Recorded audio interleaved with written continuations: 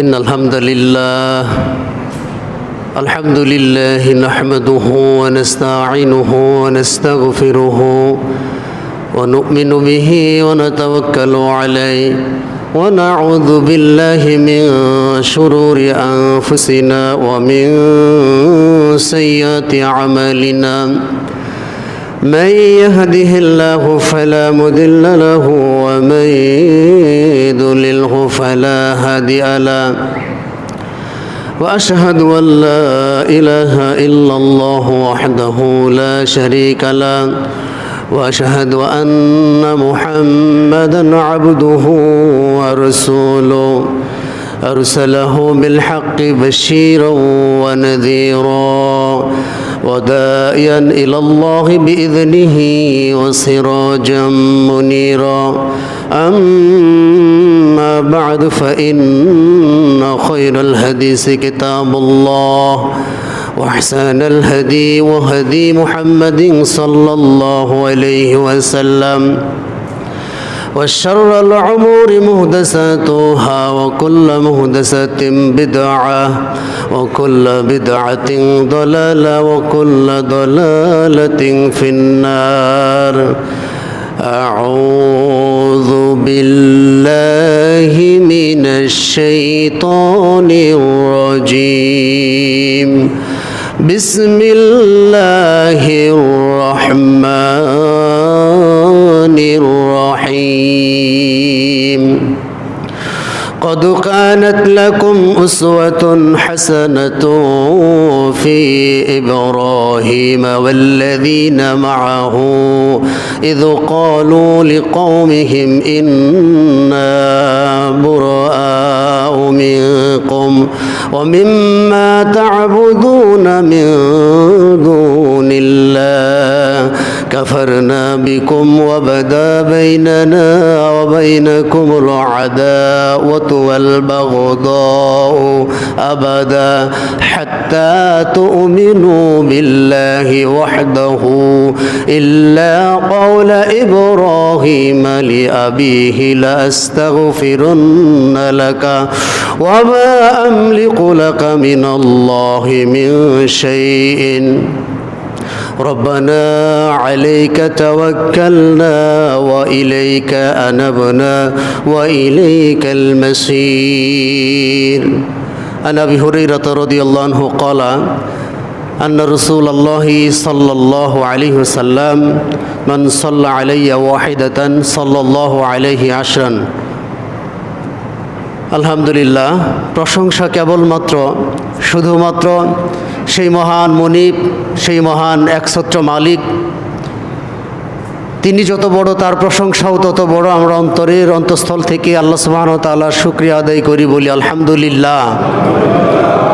দরুদ সালাম বর্ষিত হোক বিশ্ব মানবতার মুক্তির দূত, যিনি পৃথিবীর বুকে এসেছিলেন সুসংবাদদাতা এবং সতর্ককারী হিসেবে, যিনি একমাত্র ব্যক্তিত্ব যার আদর্শকে পৃথিবীর মানুষ যদি বাস্তবায়ন করতে পারে তাহলে পৃথিবীতে রয়েছে সফলতা, আখিরাতেও রয়েছে সফলতা।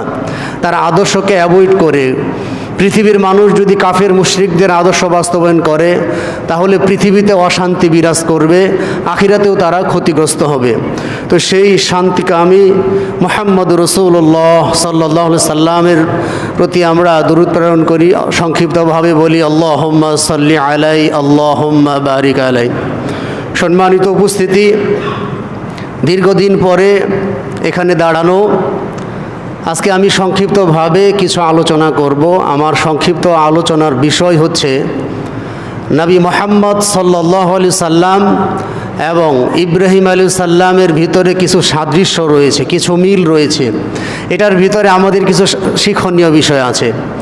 মুহাম্মদ সাল্লাল্লাহু আলাইহি সাল্লাম এবং ইব্রাহিম আলাইহিস সালামের ভিতরে মহান আল্লাহ সুবহানাহু ওয়া তাআলা কিছু মিল রেখেছেন। সেই মিলগুলো কি কি, এই বিষয়গুলি নিয়ে আমরা সংক্ষিপ্ত সময়ে আলোচনা করার চেষ্টা করব ইনশাআল্লাহ। সম্মানিত উপস্থিতি, আমরা যদি খেয়াল করি সালাতের ভিতরে যেই দরুদ আমরা পাঠ করে থাকি সেটা হচ্ছে দরুদে ইব্রাহিম। যদিও আমরা দরুদে ইব্রাহিম বলি, কিন্তু এখানে কিন্তু মুহাম্মদ সাল্লাল্লাহু আলাইহি ওয়াসাল্লামের নাম আছে। আমি প্রথম যে সাদৃশ্য, প্রথম যে মিল আপনাদের সম্মুখে উল্লেখ করব সেটা হচ্ছে এই দরুদে ইব্রাহিমের ভিতরে মিল। কিভাবে? আমরা যখন দরুদ পাঠ করি আমরা আল্লাহর কাছে বলে থাকি, আল্লাহুম্মা সাল্লি আলা মুহাম্মাদ ওয়া আলা আলি মুহাম্মাদ কামা সাল্লাইতা আলা ইব্রাহিম ওয়া আলা আলি ইব্রাহিম ইন্নাকা হামিদুম মাজিদ।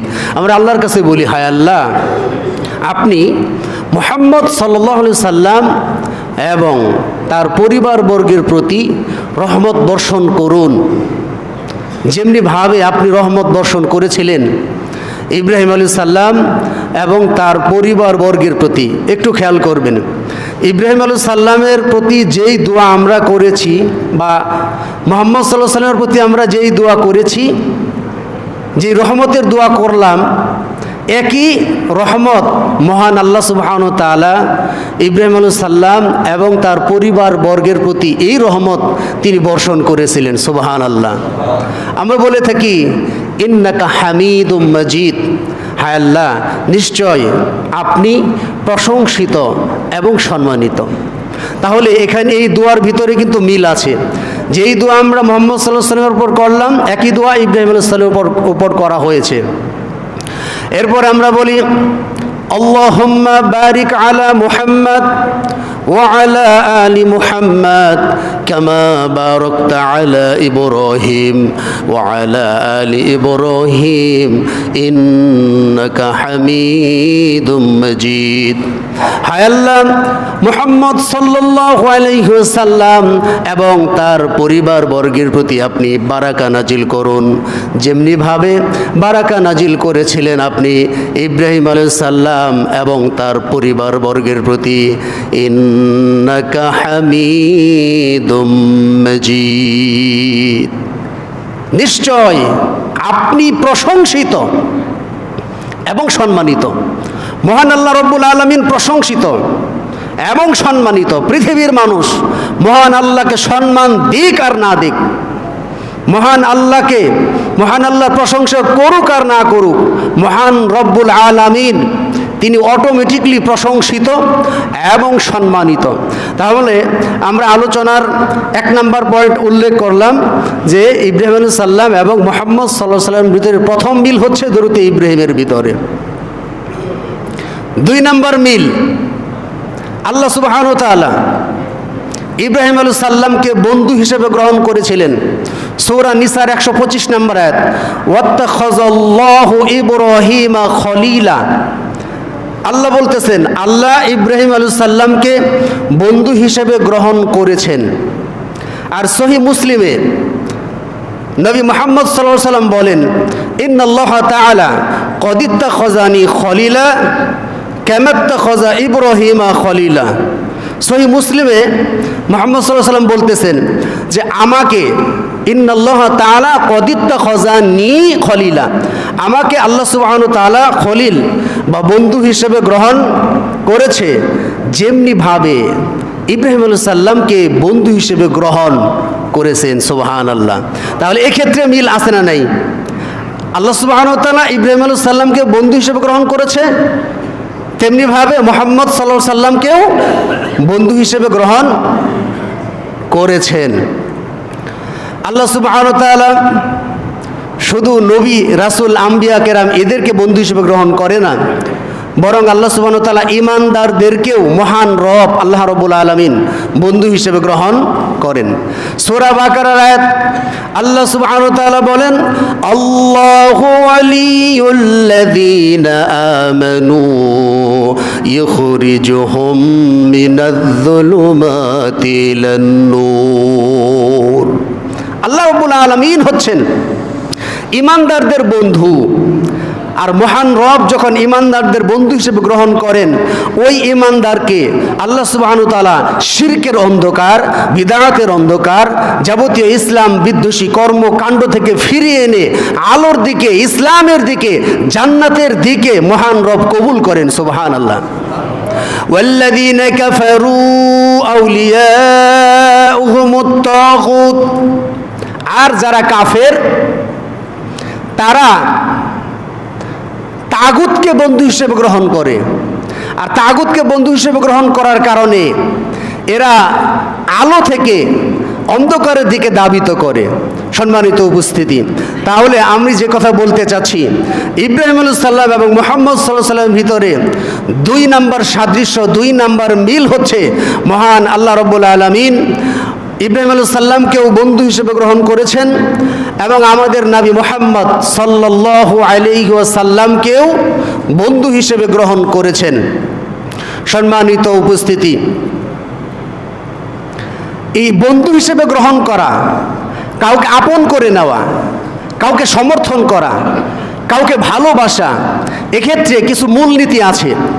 আপনি যদি কাউকে ভালোবাসেন তাহলে অবশ্যই যাকে ভালোবাসবেন তার সম্পর্কে পরিপূর্ণ জানতে হবে আপনাকে। আপনি যদি এমন কাউকে ভালোবাসেন যে একে ভালোবাসার কারণে পরবর্তীতে আপনি ক্ষতিগ্রস্ত হবেন, তাহলে এই ভালোবাসা উচিত নয়, একে বলে অন্ধ ভালোবাসা। আর ইসলামে অন্ধ ভালোবাসা হারাম। অন্ধ ভালোবাসা, মানুষকে অন্ধ ভালোবাসা এটা নিষেধ। হাদিসে বলা হয়েছে হুব্বুকা শাইআ ইউমি ওয়া ইউসিমু, অর্থাৎ কোনো ব্যক্তি বা বস্তুর প্রতি ভালোবাসা, মানে যেটা অন্ধ ভালোবাসা, ভালোবাসা মানুষকে অন্ধ এবং বধির করে তোলে। এর প্রমাণে আপনারা জানেন যে একজন বাবা, একজন মা একজন সন্তানকে তিল তিল করে বড় করে, তার পিছনে অর্থ ব্যয় করে, এরপরেও একটা সন্তান, ছেলে অথবা মেয়ে দেখবেন, একটা ছেলে বা একটা মেয়ের সাথে যখন সম্পর্ক করে তখন সেই তার মমতাময়ী বাবা মা এদেরকে রেখেও সেই ছেলের হাত ধরে চলে যায়। কেন চলে যায়? ওই ছেলেকে সে মন প্রাণ জীবন দিয়ে ভালোবাসে। আর এই ক্ষেত্রে হাজার সহস্র যুক্তি কাজে আসে না। এটাকে বলে অন্ধ ভালোবাসা। সে এমনভাবে অ্যাট্রাকটিভ হয়েছে, এমনভাবে ছেলের সাথে সম্পর্কিত হয়েছে, এমনভাবে ভালোবাসা করেছে যে তাকে নসিহা করার জন্য তার বাবা যদি বলে যে বাবা তুমি এই কাজ করো না, এটা অন্যায়, যদি বলে মা যদি বলে এটা করো না, এটা অন্যায়, কিন্তু সে এমনভাবে তার রিলেশন তৈরি করেছে যে বাবা মা হাজার সহস্র যুক্তি দিলেও ওই যুক্তি আর সে মানে না, কারণ অন্ধভাবে সে ছেলেকে ভালোবেসেছে, অন্ধভাবে সে মেয়েকে ভালোবেসেছে। আর এই অন্ধভাবে মানুষ হয়ে মানুষকে অন্ধভাবে ভালোবাসা নিষেধ। আপনি যদি কাউকে ভালোবাসেন, অবশ্যই ভালোবাসার ক্ষেত্রে মূলনীতি হচ্ছে যে একে ভালোবাসলে যদি আমার দুনিয়া এবং আখিরাতে কল্যাণ হয় তাহলে অবশ্যই তাকে আপনি ভালোবাসবেন। আর আপনি যদি এমন কাউকে ভালোবাসেন, সমর্থন করেন, সাপোর্ট করেন, মোহাব্বত করেন, যেটা শিরক ফিল মুহাব্বা, শিরিক অর্থাৎ মহব্বতের ক্ষেত্রে, ভালোবাসার ক্ষেত্রে শিরিক হয়ে যায়, তাহলে আপনি দুনিয়াতে ক্ষতিগ্রস্ত হবেন, আখিরাতেও ক্ষতিগ্রস্ত হবেন। আর মহব্বতের ক্ষেত্রে শিরিক, এই ক্ষেত্রে আমরা অনেকটা ব্যর্থ বলতে পারি। কারণ আমরা আল্লাহ সুবহানাহু ওয়া তাআলা এই ব্যাপারে সূরা বাকারার ভিতরে বলেছেন 165 নম্বর আয়াত, ওয়া মিনান নাসি মাইয়াত্তাখিযু মিন দুনিল্লাহি আনদাদা ইউহিব্বুনাহুম কাহুব্বিল্লাহ ওয়াল্লাযিনা আমানু আশাদ্দু হুব্বান লিল্লাহ। অর্থাৎ আল্লাহ বলতেছেন মানুষের ভিতরে কিছু মানুষ রয়েছে যারা আল্লাহকে বাদ দিয়ে অন্যদেরকে সমকক্ষ রূপে গ্রহণ করেছে। আর কিন্তু যারা ইমানদার, যারা প্রকৃত ইমানদার, এরা কিন্তু আল্লাহ সুবহানাহু ওয়া তাআলাকে সবথেকে বেশি ভালোবাসে। যেমন একটা উদাহরণ দিই, সম্প্রতি সময়ে যে বিশ্বকাপ খেলা চলে আসছে, আমরা কি করি? এই বিশ্বকাপ খেলাকে পছন্দ করি, আর পছন্দ করি, ভালোবাসি। আর এর কারণেই আমরা যেই দলকে ভালোবাসি, যেই দলকে পছন্দ করি, এই দলের জার্সি আমরা ক্রয় করি, এই দলের পতাকা আমার টাকা দিয়ে ক্রয় করে সেই পতাকা আমরা আমাদের বাড়ির ছাদে আমরা টাঙ্গিয়ে থাকি। এই যে এক প্রকার ভালোবাসা, এই ভালোবাসা হচ্ছে অন্ধ ভালোবাসা। আপনি যেই কাফেরকে ভালোবাসলেন, যেই দল, যেই কাফেরকে আপনি ভালোবাসতেছেন, আপনি কি জানেন এই কাফেররাই, এই ব্রাজিল, এই আর্জেন্টিনা, আরও যারা কুফফার রয়েছে, এরা ঐক্যবদ্ধভাবে একত্রতা পোষণ করেছে যে তারা কুফরির ক্ষেত্রে ঐক্যবদ্ধ। যেমন তারা ফিলিস্তিনে অসহায় মা বোনদের উপর যে নির্যাতন চালায়, এতে কিন্তু সমস্ত কুফফাররা, সমস্ত কাফেররা এই ইসরায়েলদেরকে সমর্থন করে। আপনি এমন কাফেরদেরকে ভালোবাসতেছেন, মূল্যায়ন করতেছেন, যারা আপনার মুসলিম ভাই, আপনার মুসলিম বোনের উপর নির্যাতন করে, হত্যা করে, দর্শন করে, এদেরকে তারা প্রমোট করে। আর আপনি মুসলিম দাবিদার হয়ে তাদের খেলোয়াড়দের, তাদের জার্সি, তাদের পতাকা আপনি ভালোবেসে, আপনি ক্রয় করে আপনি আপনার বাড়ির ছাদের উপর টাঙ্গাচ্ছেন। আপনি কি বোঝাচ্ছেন? ইসলাম কি খেল তামাশা? আপনি কি মনে করেন ইসলাম খেল তামাশা, যে আমি কিছুক্ষণ খেললাম, খেলাধুলা করার পরে ভেঙে দিয়ে চলে গেলাম, আর মনে হয় আপনি আল্লাহ রসুলের খাঁটি উম্মত হয়ে গেলেন? এরকম হতে পারে না। মুহাম্মদ সাল্লাল্লাহু আলাইহি ওয়াসাল্লাম ব্যর্থহীনভাবে বলেছেন, আনা বারিউম মিন কুল্লি মুসলিম ইউকিমু বাইনাল মুশরিকিন, আমি ওই সমস্ত মুসলমানদের প্রতি অসন্তুষ্ট। I am satisfied that's kinds of Muslim. ওই সমস্ত মুসলমানদের প্রতি অসন্তুষ্ট যারা মুশরিকদের মাঝে অবস্থান করে, যারা মুশরিকদের সমর্থন করে, মুশরিকদের তৈরি করা বিধিবিধান গ্রহণ করে, মুশরিকদেরকে সাপোর্ট করে, মুশরিকদেরকে সমর্থন করে, মুশরিকদেরকে ভালোবাসে, এই সমস্ত মুসলমানদের প্রতি স্বয়ং মুহাম্মদ সাল্লাল্লাহু আলাইহি ওয়াসাল্লাম অসন্তুষ্ট। মুহাম্মদ সাল্লাল্লাহু আলাইহি ওয়াসাল্লাম যদি অসন্তুষ্ট আপনার প্রতি থাকে, এই মুহাম্মদ সাল্লাল্লাহু আলাইহি ওয়াসাল্লাম কি আপনাকে সুপারিশ করবে? আপনি মনে হয় মুহাম্মদ সাল্লাল্লাহু আলাইহি ওয়াসাল্লাম যদি অসন্তুষ্ট সুপারিশ করবে? আপনি ফিরে আসুন, আপনি তওবা করুন। আপনি কেন ওই দল কাফের মুশরিকদের সমর্থন করেন? ওই খেলা রাতের 2টা 1টা 3টা নাই, ওটা রাত জেগে আপনাকে দেখতে হবে। আপনি জেনে রাখুন, হাদিসে মুহাম্মদ সাল্লাল্লাহু আলাইহি ওয়াসাল্লাম বলেছেন, আল মারউ মা মান আহাব্বা, যেই ব্যক্তি যাকে ভালোবাসে এই ব্যক্তির সাথে কিয়ামতের দিন সে উঠবে। আপনি সেই দাজ্জালের অনুসারী মেসি, রোনালদো, এরপরে কাফের মুশরিকদের খেলোয়াড়, এদেরকে যদি আপনি ভালোবাসেন, অবশ্যই আপনি এদের সাথে কিয়ামতের দিন উঠবেন। আর ওরা ওই কাফেররা বিনা হিসাবে জাহান্নামে যাবে, তাদের কোনো হিসাব লাগবে না। আমাদের তো হিসাব আছে, পাপ পুণ্য আছে, কিন্তু কাফেরদের বিনা হিসেবে তারা জাহান্নামে যাবে। আপনি যদি তাদেরকে ভালোবাসেন, অবশ্যই আপনি তাদের সাথে হাসর নাসর হবে এবং তাদের সাথে আপনাকে জাহান্নামে যাইতে হবে। সম্মানিত উপস্থিতি, সেজন্য আমি উদারত আহ্বান জানাচ্ছি, যারা এখানে অবস্থান করছেন, আজকে এই মসজিদে আমরা প্রতিজ্ঞাবদ্ধ হতে পারি যে আমরা কোনো কাফের মুশরিকদের সমর্থন করব না, ইনশাল্লাহ বলেন। আমরা কাফের মুশরিকদের পতাকা আমাদের বাড়ির আঙ্গিনায় স্থান দিব না। যেই পতাকার জন্য সাহাবায়ে কেরাম জীবন দিয়েছে, সাহাবায়ে কেরাম জীবন দিয়েছে, সাহাবীর এক হাতে পতাকা ধরেছে, কুফফার শক্তি ওই হাতকে কেটে দিয়েছে, তারপরে আরেক হাত দিয়ে ধরেছে, এই হাত কেটে দিয়েছে, তারপরে গর্দান দিয়ে ইসলামের পতাকা, কালেমা খচিত পতাকা, সাদা রঙের কালেমা খচিত পতাকা রক্ষার জন্য সাহাবায়ে কেরাম জীবন দিয়েছে। আর আপনি মুসলিম দাবি করে ব্রাজিল, আর্জেন্টিনার পতাকা, আপনাকে কেউ বলছে আপনার আত্মীয় স্বজনের ভিতরে অভাবী নাই? আপনার আত্মীয় স্বজনের ভিতরে অভাবী আছে, তাদের মুখে এক মুঠো খাবার দেওয়ার জন্য আপনি প্রস্তুত না। আপনি লম্বা লম্বা মাইলকে মাইল পতাকা বানিয়ে আপনি প্রমাণ করছেন যে আপনি সেই কাফেরদেরকে সমর্থন করেন। সুতরাং আমি উদাত্ত কণ্ঠে বলতে চাচ্ছি, আপনারা ফিরে আসুন, তওবা করুন। এই খেলা দেখবেন না, এই খেলার খবর রাখবেন না। যারা আশপাশে দোকানপাট আছে, আপনাদের করজোড়ে অনুরোধ করে বলতেছি, আপনাদের টেলিভিশনগুলো এই খেলা আপনারা দেখেন না। এই খেলা আপনি দেখে আর দর্শককে দেখালে এটার একটা পাপের অংশ আপনার আমলে চলে আসবে। আপনারা ফিরে আসুন। আমি এই কথাগুলো কেন বলতেছি? আপনাদের কল্যাণার্থে বলতেছি, যেন মহান রব আপনাদেরকে বিনা হিসেবে জান্নাত দিতে পারেন, সঠিক ইসলাম আপনারা বুঝতে পারেন। আল্লাহ সুবহানাহু ওয়া তাআলা আমাদের সঠিক বুঝার তৌফিক দান করুন, আমরা বলি আল্লাহুম্মা আমিন। আমরা যে এই কথা বলতেছিলাম, মুহাম্মদ সাল্লাল্লাহু আলাইহি সাল্লাম এবং ইব্রাহিম আলাইহিস সালামের ভিতরে যে সাদৃশ্য, যে মিলগুলো নিয়ে আমরা আলোচনা করলাম, তার 2 নম্বর মিল হচ্ছে মুহাম্মদ সাল্লাল্লাহু আলাইহি সাল্লামকে আল্লাহ বন্ধু হিসেবে গ্রহণ করেছে এবং ইব্রাহিম আলাইহিস সালামকে আল্লাহ সুবহানাহু ওয়া তাআলা বন্ধু হিসেবে গ্রহণ করেছে। এরপরে দেখুন, মুহাম্মদ সাল্লাল্লাহু আলাইহি সাল্লাম এবং ইব্রাহিম আলাইহিস সালামের ভিতরে চেহারার মিল ছিল। ইব্রাহিম আলাইহিস সালামের চেহারা যেমন, মুহাম্মদ সাল্লাল্লাহু আলাইহি সাল্লামের চেহারাও ঠিক ওই রকমই ছিল।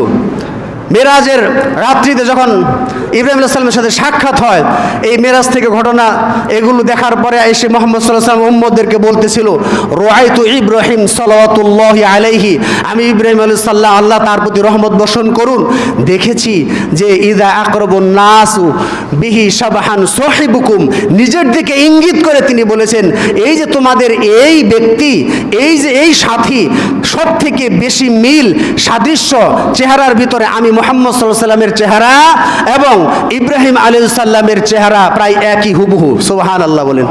তাহলে ইব্রাহিম আলাইহিস সালাম এবং মুহাম্মদ সাল্লাল্লাহু আলাইহি সাল্লামের ভিতরে চেহারার দিক থেকেও মিল ছিল।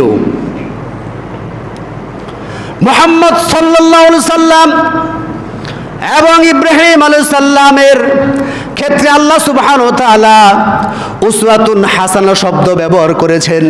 যেমন করেছেন ইব্রাহিম আলাইহিস সালামের ক্ষেত্রে, তেমনি করেছেন মুহাম্মদ সাল্লাল্লাহু আলাইহি ওয়াসাল্লামের ক্ষেত্রে। তবে উসওয়াতুন হাসানার সর্বশেষ ফাইসালা হচ্ছে মুহাম্মদ সাল্লাল্লাহু আলাইহি ওয়াসাল্লাম সর্বশেষ নবী। এখন আমরা যারা উম্মত রয়েছি আমাদের জন্য এখন ইব্রাহিম আলাইহিস সালামের শরীয়ত আমাদের জন্য প্রযোজ্য না। আমাদের জন্য যে শরীয়ত প্রযোজ্য সেটা হচ্ছে মুহাম্মদ সাল্লাল্লাহু আলাইহি ওয়াসাল্লামের ক্ষেত্রে। কিন্তু আমি মিলগুলো বোঝানোর জন্য আপনাদের বলতেছি যে মুহাম্মদ সাল্লাল্লাহু আলাইহি ওয়াসাল্লামের ক্ষেত্রেও উসওয়াতুন হাসানা শব্দ আল্লাহ ব্যবহার করেছে, ঠিক ইব্রাহিম আলাইহিস সালামের ক্ষেত্রেও উসওয়াতুন হাসানা শব্দ ব্যবহার করেছেন। সুবহানাল্লাহ বলেন। আল্লাহ সুবহানাহু ওয়া তাআলা বলেন সূরা মুমতাহিনা 4 নম্বর আয়াত, আল্লাহ রাব্বুল আলামিন বলেন قد كانت لكم أسوة حسنة في إبراهيم والذين معه إذ قالوا لقومهم إنا براء منكم ومما تعبدون من دون الله كفرنا بكم وبدا بيننا وبينكم العداوة والبغضاء أبدا حتى تؤمنوا بالله وحده। এখানে আল্লাহ সুবহানাহু ওয়া তাআলা বলেছেন قد كانت لكم أسوة حسنة في إبراهيم والذين معهم, তোমাদের জন্য ইব্রাহিম আলাইহিস সালাম এবং তার সঙ্গী সাথী যারা আছে এদের জন্য, তোমাদের জন্য তাওহীদের ক্ষেত্রে তোমাদের জন্য রয়েছে উত্তম আদর্শ। তাওহীদের ক্ষেত্রে আমাদের নবী মুহাম্মদ সাল্লাল্লাহু আলাইহি ওয়াসাল্লামকে পর্যন্ত বলা হয়েছে, অর্থাৎ মুহাম্মদ সাল্লাল্লাহু আলাইহি ওয়াসাল্লামের উপর কোরআন নাজিল হয়েছে। এই উম্মতকে জানিয়ে দেওয়া হচ্ছে তাওহীদের ক্ষেত্রে আমাদের জন্য উত্তম আদর্শ উসওয়াতুন হাসানা ইব্রাহিম আলাইহিস সালাম এবং তার সঙ্গী সাথীদের মধ্যে রয়েছে। ইব্রাহিম আলাইহিস সালাম এবং তার সঙ্গী সাথীদেরকে আল্লাহ সুবহানাহু ওয়া তাআলা উসওয়াতুন হাসানা কেন বললেন? কি কাজ করেছিলেন তারা? তারা এমন ঘোষণা দিয়েছিলেন, কি করেছিলেন?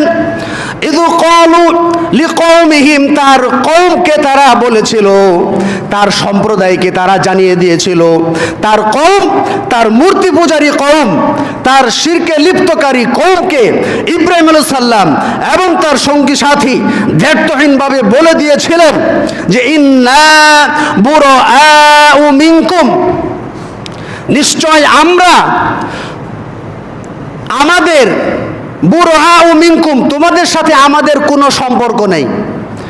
এই মূর্তি পূজারী কওমের সাথে ইব্রাহিম আলাইহিস সালাম এবং তার সঙ্গী সাথীদের কোনো সম্পর্ক নাই, সম্পর্ক বিচ্ছিন্ন। ইন্না বুরাআউ মিনকুম ওয়া মিম্মা তা'বুদুনা মিন দুনিল্লাহ, অর্থাৎ তোমরা আল্লাহকে বাদ দিয়ে যেই মূর্তির উপাসনা করো, আল্লাহকে বাদ দিয়ে তোমরা যেই আইন দিয়ে পরিচালিত হচ্ছ, তাদের তোমাদের সাথে আমাদের কোনো সম্পর্ক নাই। ওয়া মিম্মা তা'বুদুনা মিন দুনিল্লাহ কাফারনা বিকুম, আমরা তোমাদেরকে অস্বীকার করি। ওয়াবাদা বাইনানা ওয়া বাইনাকুমুল আদাওয়াতু ওয়াল বাগদাউ আবাদা, তোমাদের সাথে আমাদের শুরু হলো চিরকালীন শত্রুতা, চিরকালীন হিংসা, বিদ্বেষ, শত্রুতা চিরকালীন আবাদা হাত্তা তুমিনু বিল্লাহি ওয়াহদাহু, যতক্ষণ পর্যন্ত তোমরা এক আল্লাহর প্রতি ঈমান না আনছো ততক্ষণ পর্যন্ত তোমাদের সাথে আমাদের কোনো সম্পর্ক নাই। ইব্রাহিম আলাইহিস সালাম কি বলতেছেন?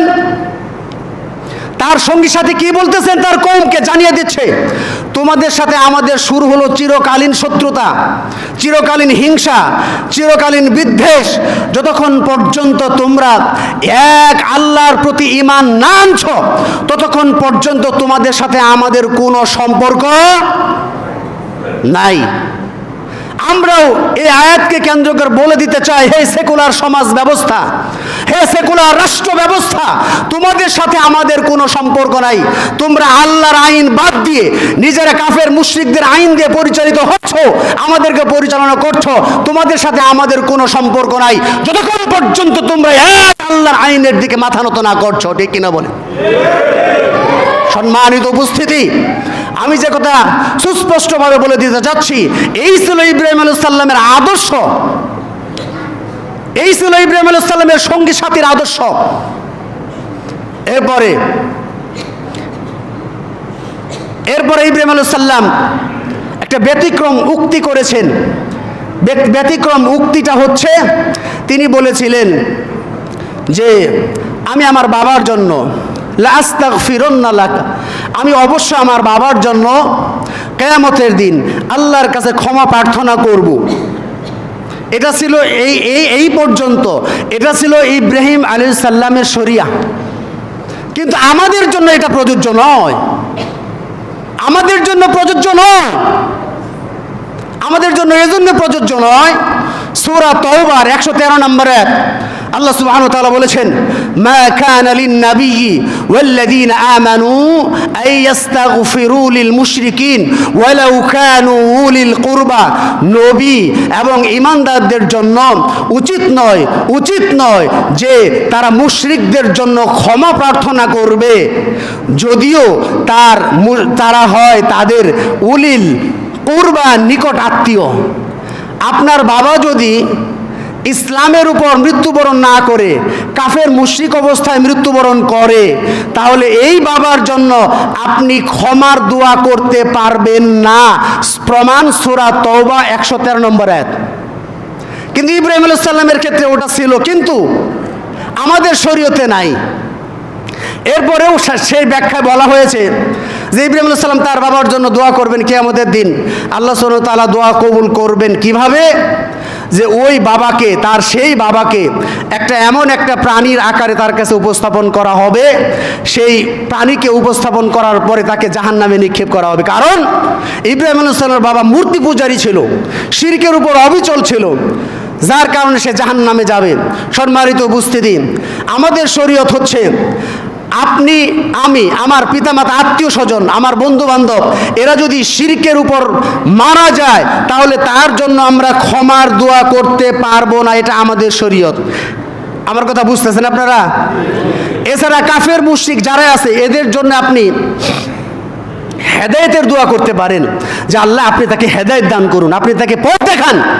কিন্তু সে যদি হেদায়েতের রাস্তায় না চলে তাহলে আপনি তার জন্য ক্ষমার দোয়া করতে পারবেন না। নিষেধ করেছেন স্বয়ং আল্লাহ। কে নিষেধ করছে? আল্লাহ সুবহানাহু ওয়া তাআলা আমাদের বুঝার তৌফিক দিক, আল্লাহুম্মা আমিন। এরপরে মুহাম্মদ সাল্লাল্লাহু আলাইহি ওয়াসাল্লামের ক্ষেত্রে উসওয়াতুন হাসানা শব্দ আল্লাহ সুবহানাহু ওয়া তাআলা বলেছেন সূরা আহজাব 21 নম্বর আয়াত, লাকাদ কানা লাকুম ফি রাসূলিল্লাহি উসওয়াতুন হাসানা। সুবহানাল্লাহ, লাকাদ কানা লাকুম। ইব্রাহিম আলাইহিস সালামের আগে কত কানাত দিয়েছিল, এবার আমাদের নবীর ক্ষেত্রে লাকাদ কানা, তাগিদের উপর তাগিদ দিয়ে বোঝানো হয়েছে যে তোমাদের জন্য সর্বোত্তম আদর্শ যার ভিতরে রয়েছে তিনি হচ্ছেন মুহাম্মদুর রাসূলুল্লাহ সাল্লাল্লাহু আলাইহি ওয়াসাল্লাম। এই মুহাম্মদ সাল্লাল্লাহু আলাইহি ওয়াসাল্লামের জীবনীতে রয়েছে তোমাদের উত্তম আদর্শ। তোমরা যদি আল্লাহ বিশ্বাস করে থাকো তোমরা যদি আখিরাত বিশ্বাস করে থাকো, আর তোমরা যদি দাবি করো যে তোমরা আল্লাহকে সব থেকে বেশি স্মরণকারী, তাহলে তোমাদের জন্য উত্তম আদর্শ রয়েছে মুহাম্মাদুর রাসূলুল্লাহ সাল্লাল্লাহু আলাইহি ওয়াসাল্লামের ভিতরে। সুবহানাল্লাহ। মুহাম্মদ সাল্লাল্লাহু আলাইহি ওয়াসাল্লামের আদর্শ বাদ দিয়ে অন্য কোন আদর্শের পিছনে যদি আপনি দৌড়ান, নিঃসন্দেহে আপনি ক্ষতিগ্রস্ত হবেন, নিঃসন্দেহে আপনি দুনিয়াতে লাঞ্ছিত হবেন, আখিরাতেও ক্ষতিগ্রস্ত হবেন। নিজের বিবেকটা একটু কাজে লাগান। আপনি কার আদর্শ বাস্তবায়ন করার জন্য চলছেন? আপনি কি মুহাম্মদ সাল্লাল্লাহু আলাইহি ওয়াসাল্লামের আদর্শ বাস্তবায়ন করার জন্য ঘুরেন, না কাফের মুশরিকদের আদর্শ বাস্তবায়ন করার জন্য করেন? নিজেকে নিজে প্রশ্ন করেন। You should question yourself. আপনার উচিত আপনাকেই প্রশ্ন করা। সম্মানিত উপস্থিতি, আমি যেই কথা বলতেছিলাম, মুহাম্মাদুর রাসূলুল্লাহ কেমন নবী? মুহাম্মাদুর রাসূলুল্লাহ ওয়াল্লাযীনা মাআহু আশিদ্দাউ আলাল কুফার রুহামাউ বাইনাহুম তারাহুম রুকআন সুজদান ইয়াবতাগুনা ফাদলাম মিনাল্লাহি ওয়া রিদওয়ানা। মুহাম্মদ সাল্লাল্লাহু আলাইহি সাল্লাম ওয়াল্লাযীনা মাআহু, তার সঙ্গী সাথী যারা রয়েছে, আশিদ্দাউ আলাল কুফার, এরা কাফেরদের প্রতি কঠোর। আর রুহামাউ বাইনাহুম, আর তারা পরস্পরের প্রতি ফুলের নেই কমল। একজন ইমানদার আরেকজন ইমানদারের প্রতি সবসময় সুধারণা করবে। ইমানদার ইমানদারের সাথে শত্রুতা করবে না, ইমানদার ইমানদারের প্রতি হিংসা করবে না, ইমানদার ইমানদারের প্রতি কখনো বিদ্বেষ পোষণ করবে না। অত্যন্ত দুঃখের বিষয়, একজন ইমানদার হয়ে, একজন নামাজি হয়ে আরেকজন ইমানদারের প্রতি অহংকার, হিংসা, বিদ্বেষে আমাদের অন্তর একবারে ভরে আছে। আর নিজেকে মনে করতেছি যে আমি একমাত্র হক, আমার যে হক আর কেউ নাই, এরকম মানুষ আমাদের ভিতরে রয়েছে। অথচ মুহাম্মদ সাল্লাল্লাহু আলাইহি ওয়াসাল্লামের ব্যাপারে কি বলা হয়েছে? যে তিনি ছিলেন কাফিরদের প্রতি কঠোর, কিন্তু ইমানদারের প্রতি ফুলের নেই কমল। একজন মুমিন হয়ে আরেকজন মুমিনের আচরণ কেমন হওয়া উচিত? হাদিসে বলা হয়েছে যে একজন মুমিন আরেকজন মুমিনের ইমারত তুল্য, যার এক অংশ আরেক অংশকে শক্তিশালী করে। সহিহ বুখারীর হাদিসে বলা হয়েছে যে একজন মুমিন আরেকজন মুমিনের প্রতি ভালোবাসা, আন্তরিকতায় একটি দেহের মতো থাকবে। দেহের ভিতরে এক অংশ যদি আঘাতপ্রাপ্ত হয়, দেহের সারা শরীরে জ্বর আসে, ঘুম আসে না। ঠিক একজন মুমিন যদি বিপদে পড়ে, একজন মুমিন যদি কষ্টে থাকে, সেই বিপদের, সেই কষ্টের ভাগিদার সকল মুমিনের হওয়া উচিত। যে সে আমার ইমানদার ভাই, সে আমার মুসলিম ভাই, সে কষ্টে আছে, সে বিপদে আছে, সে চিন্তাগ্রস্তের মধ্যে রয়েছে। সম্মানিত উপস্থিতি, তাহলে আমরা যেটা বলতেছিলাম মুহাম্মদ সাল্লাল্লাহু আলাইহি ওয়াসাল্লাম এবং ইব্রাহিম আলাইহিস সালামের ভিতরে সাদৃশ্য। আরেকটা সাদৃশ্য নিয়ে আমি আলোচনা শেষ করে দেব, আরও অনেক সাদৃশ্য আছে। আরেকটা সাদৃশ্য হচ্ছে মুহাম্মদ সাল্লাল্লাহু আলাইহি ওয়াসাল্লাম এবং ইব্রাহিম আলাইহিস সালাম দুইজনেই মূর্তির বিরুদ্ধে গুর বিরোধী ছিলেন। মূর্তির বিরুদ্ধে তাদের অবস্থান ছিল। যেমন ইব্রাহিম আলাইহিস সালামের ক্ষেত্রে, ইব্রাহিম আলাইহিস সালামকে যখন তার মূর্তি পূজারী সম্প্রদায় একটা মেলাতে, আপনারা জানেন ঘটনা, নিয়ে যাওয়ার জন্য প্রস্তাব করলো, ইব্রাহিম আলাইহিস সালাম বলেন ফাকালা ইন্নী সাকিম। তিনি ইব্রাহিম আলাইহিস সালাম বললেন যে আমি অসুস্থ। এই অসুস্থ মানে যে মানসিকভাবে তিনি অসুস্থ। এখানে তিনি মিথ্যা বলে নাই, মানসিকভাবে অসুস্থ। যে তোমরা যে শিরকি কর্মকাণ্ডের ভিতরে যাচ্ছ, আমি নবী তো সেখানে যাইতে পারি না, আমি মানসিকভাবে অসুস্থ। এর উদাহরণ দিচ্ছি। মনে করেন আপনি একটা বিষয়ে টেনশন করতেছেন, আপনার বাচ্চা এসে আপনার সাথে দুষ্টুমি করতেছে, আপনি তখন কি বলেন? এই যাও যাও, আমার আজকে মাথা ঠিক নেই, যাও। আচ্ছা, মাথা কি ব্যাঠিক থাকলে আপনি কি সুস্থ থাকবেন না পাগল হয়ে যাবেন? মাথা যদি ঠিক না থাকে আপনি পাগল, কিন্তু আপনি ওই সময় মানসিকভাবে চিন্তিত, এজন্য বলতেছেন কি, এই যাও যাও, আমার আজকে মাথা ঠিক নেই। ঠিক ওই রকম যে ইব্রাহিম আলাইহিস সালাম শিরকের সাথে কখনো আপোষ করতে পারে না, তাই তিনি বলেছেন ফাইন্নী, নিশ্চয় আমি সাকিম, আমি হচ্ছি অসুস্থ। ফাতাওয়াল্লাউ আনহু মুদবিরিন, এরপরে তার সম্প্রদায় তাকে পিছনে ফেলে চলে গেল। চলে যাওয়ার পরে ফারাগা ইলা আলিহাতিহিম ফাকালা আলা তাকুলুন, এরপরে ইব্রাহিম আলাইহিস সালাম তাদের উপাস্যদের, কাফের মুশরিকদের উপাস্যদের কাছে গেলেন। কাছে দাঁড়িয়ে বলতেছেন আলা তাকুলুন, এই কাফের মুশরিকদের উপাস্যরা, তোমাদের সামনে যে প্রাসাদ রাখা হয়েছে, যে খাবার রাখা হয়েছে, তোমরা খাও না কে? আলা তাকুলুন, খাও না এগুলো? আমাদের সময় যে পুত্তলিকরা মূর্তি পূজা করে, ওই যে মূর্তির সামনে অনেক খাবার রেখে দেয় না, রেখে দেয়, খায় ওগুলো? খায় না। তো এখন ইব্রাহিম আলাইহিস সালাম বলতেছেন, আলা তাকুলুন, তোমরা খাচ্ছ না কেন? মা লাকুম লা তানতিকুন, আর এই কাফের মুশরিকদের উপাস্য তোমরা কথা বলছো না কেন? কথা বলো। মা লাকুম লা তানতিকুন, তোমরা কথা বলছো না কেন? এই কথা বলার পরে ইব্রাহিম আলাইহিস সালাম কি করলেন? ফারাগা আলাইহিম দরবাম বিল ইয়ামিন, তিনি তার ডান হাত দিয়ে ওই সমস্ত মূর্তিকে ভেঙে চুরমার করে দিলেন, বড়টা রেখে সবকে ভেঙে চুরমার করে দিলেন। চুরমার করে দেওয়ার পরে কাফের মুশরিকরা যখন তাদের মেলা থেকে আসলেন, আসার পরে তারা ভাবলেন যে এই কাজ কে করতে পারে। তখন তারা একবারে নিশ্চিন্ত হলেন যে ইব্রাহিম ছাড়া এই কাজ কেউ করে না। কেন? ইব্রাহিম একমাত্র ব্যক্তি যিনি মূর্তির বিরুদ্ধে কথা বলে, সুতরাং এই কাজ সেই করেছে। ফাকবালু ইলাইহি ইয়াজিফুন, তারা তার কাছে দৌড়ে ছুটে আসলো। ছুটে আসার পরে ইব্রাহিম আলাইহিস সালাম বললেন, ক্বালা আতা'বুদুনা মা তানহিতুন, তোমরা এমন উপাস্যের ইবাদত করো যেটা তোমরা নিজেরাই খোদাই করে তৈরি করো, আবার এরই তোমরা উপাসনা করো। আল্লাহু খলাকাকুম ওয়া মা তা'মালুন, নিশ্চয় আল্লাহ তোমাদের সৃষ্টি করেছেন এবং তোমাদের কর্ম, অর্থাৎ তোমরা যে মূর্তিটা বানাইলা, এই মূর্তির যে এলিমেন্ট, মূর্তির যে উপাদান, যে মাটি পাথর, এই মাটি পাথরও কিন্তু আল্লাহ সৃষ্টি করেছেন। কে সৃষ্টি করেছেন? আল্লাহ সৃষ্টি করেছেন। ফাকালু ইবনু লাহু বুনিয়ানান ফাআলকুহু ফিল জাহিম, এই কথা বলার পরে ইব্রাহিম আলাইহিস সালামের ব্যাপারে কাফের মুশরিকরা ঐক্যবদ্ধ হয়ে তারা বলল যে তার জন্য ইমারত তৈরি করো, আগুনের স্ফুলিঙ্গ অর্থাৎ ইমারত তৈরি করো, অট্টালিকা তৈরি করো, ওখান থেকে ইব্রাহিম আলাইহিস সালামকে ফেলে দেওয়া হবে। আগুনের কুণ্ডুলির ভিতরে ইব্রাহিম আলাইহিস সালামকে ফেলে দেওয়া হবে। ইব্রাহিম আলাইহিস সালামের অপরাধ কি? ইব্রাহিম আলাইহিস সালাম কি অপরাধ করেছিলেন? অপরাধ একটাই, তিনি তাওহীদের কথা বলেছিলেন।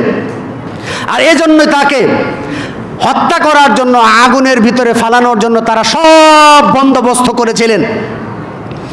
এরপরে সব বন্দোবস্ত করে তারা আগুনের মধ্যে ফালাবেন। আর আল্লাহ সুবহানাহু ওয়া তাআলা কি করলেন? ফারাদু বিহি কাইদান ফাজআলনাহুমুল আসফালিন। আল্লাহ সুবহানাহু ওয়া তাআলা বলতেছেন তারা চক্রান্ত করেছিল ইব্রাহিম আলাইহিস সালামকে তারা কি করবে? আগুনে পুড়ে তারা ইব্রাহিম আলাইহিস সালামের জীবন নাশ করে দেবে, এই চক্রান্ত তারা করেছিল। কিন্তু আমি আল্লাহ সুবহানাহু ওয়া তাআলা তাদের চক্রান্ত ব্যর্থ করে দিয়েছি। সুবহানাল্লাহ বলেন। আচ্ছা, যে আল্লাহ ইব্রাহিম আলাইহিস সালামকে আগুনের হাত থেকে বাঁচাইছে, ও আল্লাহ এখন আছে না নাই? তো কাফের মুশরিক তো দূরের কথা, নামদারি কথিত মুসলমান যদি একজন ইমানদারের বিরুদ্ধে চক্রান্ত করে, আর ইমানদারের পক্ষে স্বয়ং আল্লাহ থাকতে পারেন নাকি পারে না? আল্লাহ অবশ্যই ইমানদারদের সহযোগী, ইমানদারদের পক্ষে থাকবে ইনশাআল্লাহ। হে চক্রান্তকারীরা, তোমার চক্রান্ত করে কোনো লাভ হবে না, পদে পদে অপমানিত হবে ইনশাআল্লাহ।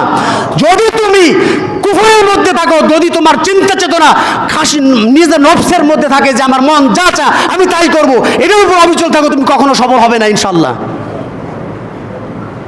সম্মানিত উপস্থিতি, যে আল্লাহ সুবহানাহু ওয়া তাআলা ইব্রাহিম আলাইহিস সালামকে রক্ষা করেছেন, সেই আল্লাহ সুবহানাহু ওয়া তাআলা ঈমানদারদের রক্ষা করার জন্য যথেষ্ট। Allah is enough for believer person, Allah ঈমানদারদের জন্য যথেষ্ট। আল্লাহ সুবহানাহু ওয়া তাআলা, আমরা এরপরে আরেকটা আয়াত বলে শেষ করে দেই, সেটা হচ্ছে ইব্রাহিম আলাইহিস সালাম এর ক্ষেত্রে যেমন মূর্তির বিরুদ্ধে তিনি অবস্থান নিয়েছিলেন, ঠিক আমাদের নবী মুহাম্মদ সাল্লাল্লাহু আলাইহি ওয়াসাল্লাম একই কথা তিনি সূরা বনী ইসরাঈল 81 নম্বর আয়াত, ওয়াকুল জাআল হক ওয়াজহাকাল বাতিল ইন্নাল বাতিলা কানা যাহুকা, মক্কা বিজয়ের পরে মুহাম্মদ সাল্লাল্লাহু আলাইহি ওয়াসাল্লাম বলতেছিলেন ওয়াকুল জাআল হক, সত্য এসেছে, মিথ্যা বিলুপ্ত হয়েছে, আর মিথ্যা তো বিলুপ্ত হবেই হবে, এই কথা বলছেন আর মূর্তি ভাঙছেন। আর আমরা নির্লজ্জ জাতি, আজকে বাংলাদেশের বুকে গাইবান্ধার পলাশবাড়িতে বিশাল আকারের রাম মূর্তি প্রতিস্থাপন হচ্ছে, আর আমরা দাবি করতেছি we demand that we are Muslim, pure Muslim. বাংলাদেশের রাম মূর্তি প্রতিস্থাপন হচ্ছে আর আমরা আছি খেলাধুলা নিয়ে। সম্মানিত উপস্থিতি, যেই মূর্তির বিরুদ্ধে ইব্রাহিম আলাইহিস সালাম লড়েছিলেন, যেই মূর্তির বিরুদ্ধে মুহাম্মদ সাল্লাল্লাহু আলাইহি ওয়াসাল্লাম লড়েছিলেন, সেই মূর্তির পক্ষে সেকুলাররা থাকতে পারে, পিওর মুসলিমরা কখনো মূর্তিকে সমর্থন করতে পারে না। তাহলে আমরা মুহাম্মদ সাল্লাল্লাহু আলাইহি ওয়াসাল্লাম এবং ইব্রাহিম আলাইহিস সালাম সম্পর্কে যে সাদৃশ্য নিয়ে আলোচনা করেছিলাম, মাত্র কয়েকটা সাদৃশ্য নিয়ে আলোচনা করলাম।